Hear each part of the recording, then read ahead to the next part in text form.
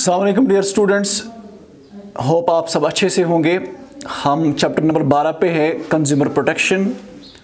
हमारा चैप्टर चल रहा है और उसके आज हम तीसरा लेक्चर स्टार्ट करने जा रहे हैं। और आज का जो हमारा लेक्चर रहेगा that will be the responsibilities of a consumer.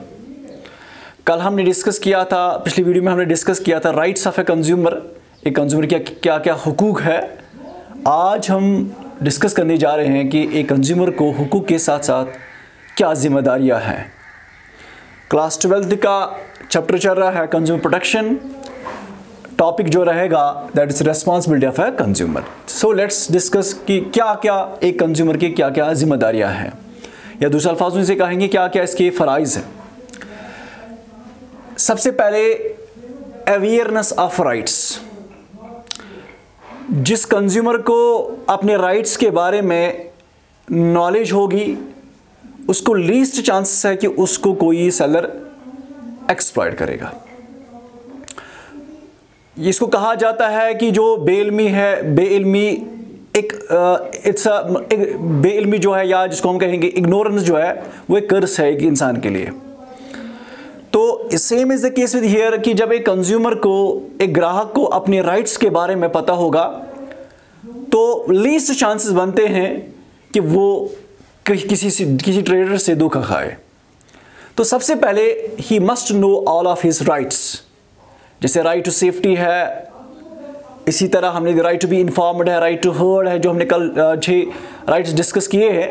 पहले उसको वो राइट्स के बारे में पता होना चाहिए, तब जाके वो एक वाइज या एक सेंसिबल कंज्यूमर बन सकता है। दूसरी बात जो एक कंज्यूमर को रेस्पॉन्सिबिलिटी है वो ये है क्वालिटी कॉन्शियस। यानी जब भी वो कोई चीज़ खरीदेगा उसको पता होना चाहिए कि कौन सा इंफीरियर क्वालिटी का है और कौन सा प्रोडक्ट सुपीरियर क्वालिटी का है। ये इंफीरियर एंड सुपीरियर क्वालिटी का प्रोडक्ट हमें पता चलेगा तभी जब हमें चीज़ों के बारे में क्वालिटी स्टैंडर्ड्स पता होंगे या स्टैंडर्ड मार्क्स पता होंगे। मिसाल के तौर पर मैं समझाता हूँ, इलेक्ट्रॉनिक आइटम्स की अगर हमें क्वालिटी को पहचाना होगा, हमें उसकी ISI मार्क को देखना होगा। ISI मार्क से हमें एश्योरेंस मिलती है कि नहीं, ये जो प्रोडक्ट है ये अच्छा क्वालिटी वाला है। इसी तरह अगर बात करेंगे सोने की, ज्वेलरी की, तो ज्वेलरी पे जब आप हॉल मार्क का निशान देखते हो तो हमें एश्योरेंस मिलती है कि जो सोना है ये प्योर क्वालिटी का सोना है, ये हाई स्टैंडर्ड हाई क्वालिटी का सोना है। इसी तरह अगर आप फूड पैकेट्स कोई खरीदते हो तो वहां पे बाज़ाब्ता आप देखोगे FPO, एक डॉट, ग्रीन डॉट वाला आप देखोगे, वहां पे फूड प्रोडक्ट आइटम्स पे आप देखोगे FPO मार्क।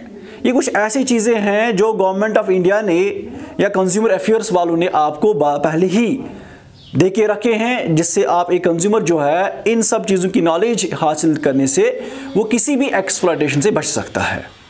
सो एक वाइज, एक सेंसिबल, एक रीजनेबल कंज्यूमर होने के लिए आपको ये सब चीज़ें पता होनी चाहिए। इसके बाद तीसरा जो एक कंज्यूमर की रेस्पॉन्सिबिलिटी है वो ये है right to launch the complaints. जब भी कंज्यूमर को किसी भी अनएक्सप्लॉयटेशन का वो शिकार हो जाएगा, he should not ignore the deception of this seller। ये नहीं कि जो उसको धोखा दिया है सेलर के द्वारा वो उसको लाइटली नहीं लेना चाहिए, वो उसको इग्नोर नहीं करना चाहिए। एक सेंसिबल, एक रीजनेबल सिटीजन या रीजनेबल कंज्यूमर होने के नाते इसको ये फर्ज बनता है कि आज अगर मेरे साथ ये धोखा हो गया तो कल यही ट्रेडर किसी दूसरे के साथ भी धोखा कर सकता है। इसलिए एक जिम्मेदार शहरी बनने के लिए इसको क्या करना चाहिए, इसको he should be ready to file the complaint against that seller. चाहे वो नुकसान छोटा से छोटा क्यों ना हो या बड़े से बड़ा नुकसान क्यों ना हो, वो ये नहीं देखना चाहिए कि अब मैं खामखा इसको क्या, अब मुझे इसके साथ फ्रेंडशिप है, वो है, ये है, ये सब चीज़ें नहीं देखना चाहिए। जो जेन्युइन है वो जेन्युइन करना चाहिए।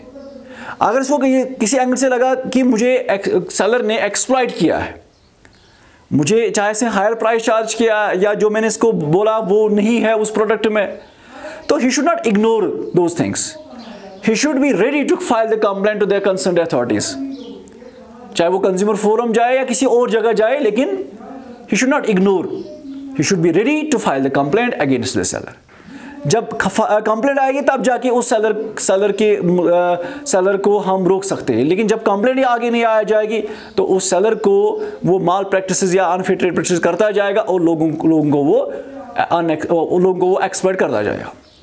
तो एक जिम्मेदार शहरी के नाते, एक जिम्मेदार कंज्यूमर के नाते, ग्राहक के नाते आपको ये जिम्मेदारी बनती है कि you should not ignore any unfair trade practices made by the seller, you should be ready to file the complaint.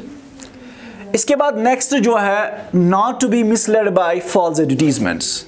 One of the most important tool जो एक मार्केटर के हाथ में होता है टू डिसीव द कंज्यूमर्स को धोखा देने के लिए, जो इसके पास मेन हथियार होता है वो यही होता है कि फॉल्स एडवर्टीजमेंट कराए। एडवर्टीजमेंट ऐसे कराए जिससे लोगों को धोखा हो जाए, जो लोग बातों में आकर हमारा प्रोडक्ट खरीदे, झूठे वादे दिलाए जाते हैं, फिर जब अल्टीमेटली उस प्रोडक्ट को इस्तेमाल किया जाता है वो चीज़ें हमें नहीं मिलती। अच्छा, जब आप किसी फॉल्स एडवर्टीजमेंट आप आए तो पहली जिम्मेदारी ये है कि आप बाज़ाब्ता कॉशियस होने चाहिए। कोई भी प्रोडक्ट खरीदते समय आपको वो चीज़ें पहले उस प्रोडक्ट में नज़र आने चाहिए जो आपको एडवर्टीजमेंट वाला बोल रहा है। तो before making the purchase, actual purchase, you have to compare all those promises which are being made in the advertisement. You have to compare those things, you have to investigate those things first of all, then after you have to purchase, ताकि आप किसी भी angle से धोखा ना खाओगे। एक consumer की रिस्पॉन्सिबिलिटी बनती है, जो भी वो एडवर्टीजमेंट देखे वो आंख बंद करके वो उसके बाद प्रोडक्ट नहीं खरीदे, वो उनके सांझे में ना आ जाए, उसके धोखे में ना आ जाए, बल्कि बाज़ाब्ता उनको कंपेयर करे, पहले इन्वेस्टिगेशन करे, देन आफ्टर वो एक्चुअल परचेज करे, ताकि वो धोखे से बच सके। इसके बाद कंज्यूमर के लिए और एक रिस्पॉन्सिबिलिटी ये है कि वो कैश मेमो ऑब्टेन करे वाइल मेकिंग द परचेज।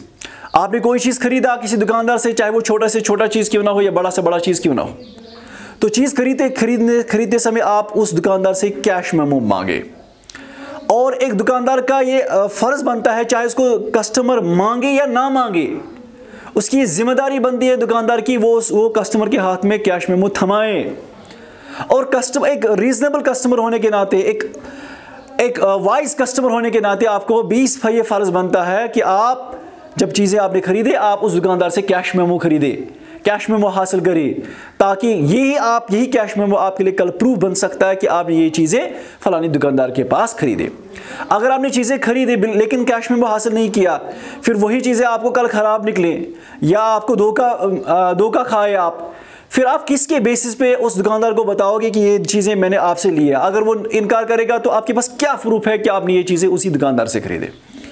इसलिए एक प्रूफ हासिल करने के लिए, प्रूफ रहने के लिए, जब आप कैश मेमो हासिल करते हो, उस कैश मेमो पे उस दुकानदार का नाम लिखे होता है, उस कैश मेमो पे ये चीज़ भी लिखा होता है आपने क्या क्या आइटम्स खरीदे, कितना उसकी रेट क्या थी और डिस्काउंट कितना मिला, टाइम लिमिट क्या है रिफंड करने के लिए, बाकी सब चीज़ें उसमें लिखा होता है।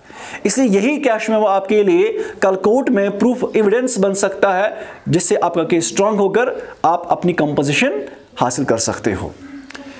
इसके बाद और एक जिम्मेदारी है एक कंज्यूमर के लिए हवाले, वो ये है कि जो कंज्यूमर होना चाहिए उसके पास नॉलेज होनी चाहिए कि जो भी मार्केट में चीज़ें अवेलेबल है, जितने भी ब्रांड्स है, जितने भी कंपनीज के प्रोडक्ट्स है, उन सब चीज़ों के बारे में उसको पता होना चाहिए। तभी वो एक वाइज डिसीजन ले सकता है, एक वाइज परचेजेस कर सकता है। जब उसको बहुत सारे ब्रांड्स के बारे में, बहुत से गुड्स एंड सर्विसेज के बारे में पता है कि मार्केट में कौन कौन सी चीज़ें अवेलेबल है, किस प्रोडक्ट में क्या क्वालिटी है, क्या प्राइस चार्ज किया जाता है, क्या यूजेज है, क्या बेनिफिट्स है, क्या ड्रॉबैक्स है, जब उसको ये सब चीज़ें, इन सब चीज़ों के बारे में पता होगा, तब जाके वो वाइज परचेज कर सकता है, तब जाके वो किसी हद तक या बहुत हद तक वो किसी भी धोखे से बच सकता है। तो in order to become a wise consumer, एक वाइज डिसीजन लेने के लिए आपको ज़रूरी है, कंज्यूमर की रिस्पॉन्सिबिलिटी बनती है उसको वेरियस गुड्स एंड सर्विसेज के बारे में इंफॉर्मेशन हो। इसके बाद जो नेक्स्ट इसकी रिस्पॉन्सिबिलिटी है वो ये सिलेक्शन ऑफ द गुड्स। अब आपको सारी इंफॉर्मेशन भी है, अब आप राइट्स के बारे में भी पता है, आप रेडी टू कंप्लेंट भी है, आप एडवर्टीजमेंट को भी आपने परखा है। अब इसके बाद जब आप चीज़ें खरीदोगे, अब आप किसी जल्दबाजी को काम ना ले, बल्कि वाइज डिसीजन ले, क्योंकि चीज़ खरीदा आप पैसे दे रहे हो, आप थोड़ी मुफ्त में नहीं ले रहे हो, उन पैसों को कमाते समय आपने मेहनत की है। अगर आपने नहीं तो आपके पेरेंट्स ने मेहनत की है। तो उस चीज़ का ख्याल रखना होता है कि जब भी आप कोई चीज़ खरीदोगे ना, जो आप पैसा उसके लिए दे रहे हो, एक तो बार्गेनिंग भी करे, क्योंकि आज हम देख रहे हैं कि जो इस टाइम हम दुकानदार देखते हैं, वो पहले हाई प्राइस बोलकर बहुत ही छोटे प्राइस पे आ जाते हैं, बहुत ही कम प्राइस पे फिर आ जाते हैं। इससे बार्गेनिंग करना एक कंज्यूमर के लिए रेस्पॉन्सिबिलिटी बनती है। और इसके साथ साथ जब वो गुड्स खरीदे, वो एक वाइज सिलेक्शन करे और लीगल वे में वो चीज़ें खरीदे। देखिए, मैं आपको बता दूं कि मैं एक रियल फैक्ट है कि मैं लाल चौक में एक दुकानदार के पास गया, तो मुझे जैकेट खरीदना था। तो उसने मुझे बोला 7,000 का जैकेट था, 7,200 का जैकेट था वो, पर्ल वालों का। तो फिर मुझे एक बंदा मिला, बोला कि आपको ये दुकान से ऐसे ही नहीं उठाना था, ये जैकेट आपको ऐसे नहीं खरीदना था। फिर मैंने जब उसे पूछा कि बात क्या है, कि कैसे खरीदना था, बोला अगर आप यही जैकेट जो आपने खरीदा उसकी सेल्समैन को दिखाता, सिर्फ बोलता कि ये मुझे प्रोडक्ट लेना है, वो आपको 2,000 या 2,500 में यही जैकेट दे देता। एक इलीगल वे में आपको वही प्रोडक्ट 7,000 के बजाय 2,500 में मिलता।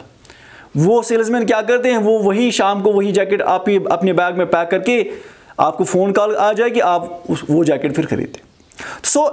ऐसी चीज़ें हम मार्केट में देख रहे हैं। लेकिन एक ईमानदार, एक ऑनेस्ट, एक फेयर कंज्यूमर के लिए ये है कि वो एक रीजनेबल, एक फेयर वे अपनाए जब वो कोई चीज़ खरीदे, वो किसी इलीगल वे का सहारा ना ले। क्योंकि कल अगर आपको उस चीज़ में कोई फॉल्ट नजर आ गया तो आपके पास बाज़ाब्ता प्रूफ होना चाहिए, आपके पास लीगली उस दुकानदार से आपने वो चीज़ें खरीदा होगा, लीगल वे में खरीदना होगा, तब जाके आपकी बात कंज्यूमर कोर्ट में सुनी जाएगी।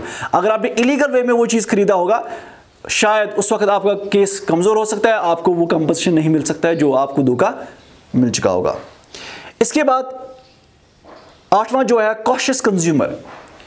एक कंज्यूमर हमेशा होशियार रहना चाहिए, इसके पास ऑल रिलेवेंट इंफॉर्मेशन होनी चाहिए। जो वो चीज़ें खरीद रहा है, उसकी क्वालिटी क्या है, उसका प्राइस क्या है, उसके बेनिफिट्स क्या है, उसके यूजेज क्या है, उसको उन चीज़ों के बारे में बाज़ाब्ता पहले ही उन सब चीज़ों के बारे में रेलिवेंट इंफॉर्मेशन होनी चाहिए, ताकि वो चेक कर सके।